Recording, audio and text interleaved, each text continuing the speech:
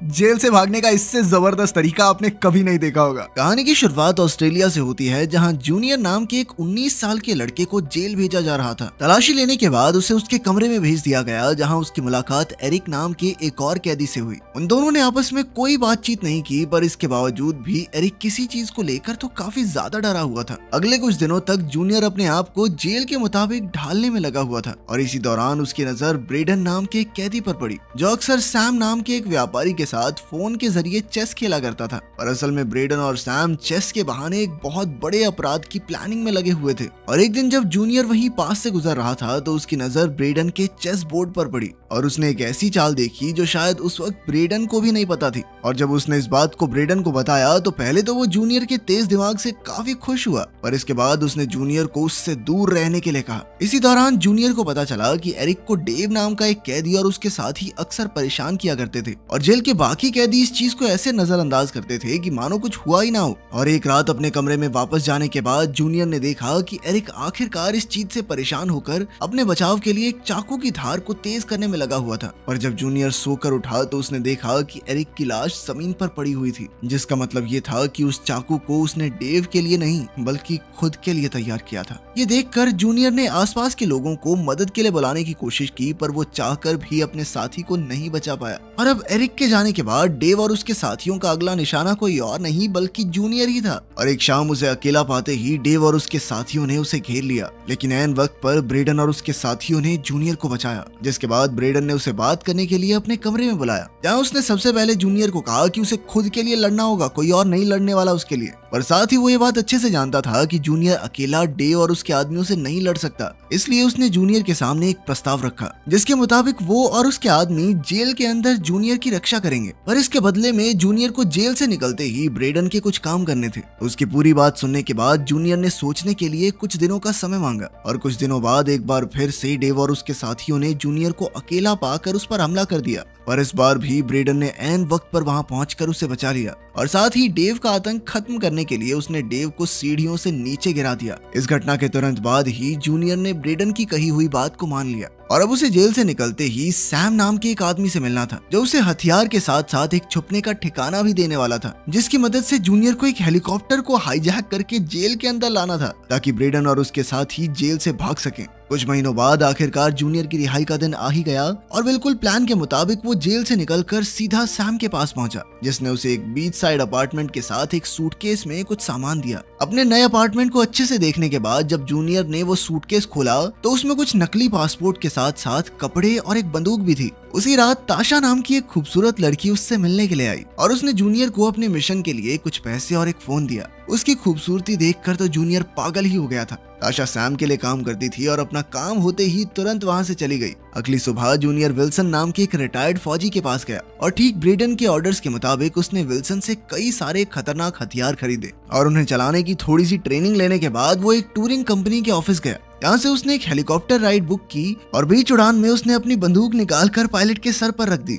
और उससे हेलीकॉप्टर को जेल की तरफ ले जाने को कहा। और इसी दौरान जेल में ब्रेडन, मर्व और स्टारियो ने किसी तरह से एक गार्ड को कैदी बनाकर जेल का मेन दरवाजा खुलवा दिया था। और इसके कुछ ही देर बाद जूनियर भी उस हेलीकॉप्टर के साथ वहां पहुंच गया, जिसके बाद वो लोग उस गार्ड को वहीं पर छोड़कर जेल से निकल गए। वो एक खाली माइन फील्ड में पहुंच गए, जहां सैम ने पहले से ही उनके लिए एक गाड़ी का इंतजाम किया हुआ था, और प्लान के मुताबिक वो लोग हेलीकॉप्टर और पायलट को भी वहीं छोड़कर उस गाड़ी में बैठकर वहां से निकल गए। रास्ते में वो लोग खाना खाने के लिए एक जगह पर रुके, जहां मर्व सभी के लिए खाना लाने के लिए रेस्टोरेंट में गया। और इसी दौरान सारे रेडियो स्टेशंस पर जेल से भागे कैदियों के बारे में खबर चल रही थी, जिसमें उनके नाम से लेकर उनके अपराध तक सभी चीजों के बारे में बताया जा रहा था। और इसी के जरिए उन्हें पता चला कि असल में मर्व एक छोटी बच्ची को छेड़ने के जुर्म में जेल में आया था। ये खबर सुनकर ब्रेडन और स्टारलो दोनों ही बहुत गुस्से में थे, क्योंकि मर्व ने उनसे ये बात छुपाई थी। और इसी गुस्से के चलते जब मर्व वापस आया तो ब्रेडन ने उसे पीटना शुरू कर दिया, जिसके बाद वो लोग उसे एक अधमरी हालत में ही रोड पर छोड़कर चले गए। थोड़ी देर बाद वो तीनों उसी बीच साइड अपार्टमेंट में पहुंचे जो सैम ने उन्हें दिया था। स्टारलो को तो वो घर बहुत ज्यादा पसंद था, पर ब्रेडन ने कहा कि वो लोग यहाँ सुरक्षित नहीं है, क्योंकि वो घर चारों तरफ से खुला था। अगर गोलियां गोलियां चलेंगी ना भाई, हर तरफ से गोलियां बरसेंगी हमारे ऊपर। इसके बाद वो सभी सैम से मिलने के लिए उसके घर गए, जहाँ सैम ने उन्हें असली प्लान के बारे में बताया। असल में सैम का प्लान एक गोल्ड माइन से पूरी 6 सोने की ईंटें चोरी करने का था और इसके लिए उसने उन सभी के एंट्री कार्ड्स भी बनवाए ताकि वो लोग इलेक्ट्रिशियन का बेस बनाकर उस माइन में घुस सकें। और इस प्लान में कामयाब होने पर सैम उनमें से हर एक को $2-2 मिलियन देने वाला था। और इतने बड़े इनाम के बारे में सुनते ही ब्रेडन तुरंत इस चोरी के लिए तैयार हो गया। उसी शाम जूनियर एक बार फिर से ताशा से मिला और अभी वो उससे बात करने की कोशिश कर ही रहा था कि तभी सैम के भतीजे जॉश ने उसे अचानक से पानी में धक्का दे दिया। जूनियर को तैरना नहीं आता था और इसीलिए वो पूल में डूबने लग गया, पर तभी ऐन वक्त पर ताशा ने पूल में कूदकर उसे बचाया। इधर पानी से बाहर निकलते ही जूनियर और जॉश आपस में बहस करने लग गए, पर तभी ब्रेडन ने उन्हें रोक दिया। थोड़ी देर बाद जूनियर काफी उदास होकर अकेला ही रोड पर घूम रहा था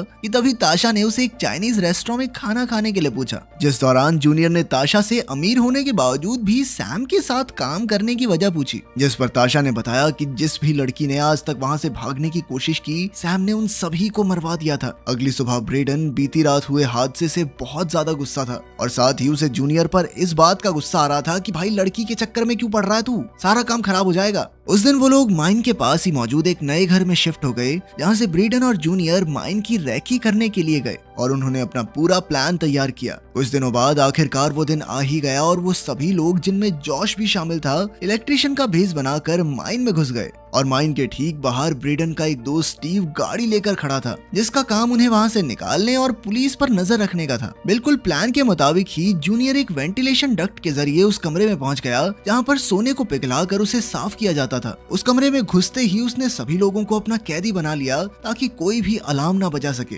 और इसी बात का फायदा उठाकर बाकी कैदी भी वहां पहुंच गए। अंदर आते ही ब्रेडन ने 2 कर्मचारियों को गोल्ड ब्रिक्स बनाने के काम पर लगा दिया। सब कुछ प्लान के मुताबिक ही चल रहा था, पर तभी अचानक से जॉश डर गया और उसने एक आदमी के पैर पर गोली मार दी। इसी बात से गुस्सा होकर ब्रेडन ने उसके मुंह पर एक जोरदार मुक्का दे मारा, लेकिन तब तक काफी देर हो चुकी थी और इसके कुछ ही सेकंडों बाद स्टीव ने उन्हें पुलिस के आने की खबर दी। ये जानकारी मिलते ही ब्रेडन ने 6 गोल्ड ब्रिक्स अपने बैग में डाले, जिसके बाद वो सभी लोग कर्मचारियों के साथ ही छुपते छुपाते माइन से बाहर निकलने लगे। जहां पहुंचकर उन्होंने बाकी कर्मचारियों की मौजूदगी का फायदा उठाकर पुलिस वालों पर गोलियां चलाना शुरू कर दिया और थोड़ी भगदड़ मचते ही वो लोग तुरंत गाड़ी में बैठकर वहां से निकल गए, जिसके बाद कई पुलिस की गाड़ियों ने उनका पीछा करना शुरू कर दिया। थोड़ी दूर जाते ही एक गोली सीधा आकर स्टारियो को लगी, जिसने उसे काफी ज्यादा जख्मी कर दिया, पर फिर भी किसी तरह से स्टीव ने पुलिस वालों को चकमा दे ही दिया। लेकिन तब तक स्टार्लो को यह एहसास हो गया था कि वो अब जिंदा नहीं बचने वाला और इसीलिए उसने उसका हिस्सा उसकी बेटी तक पहुंचाने को कहा।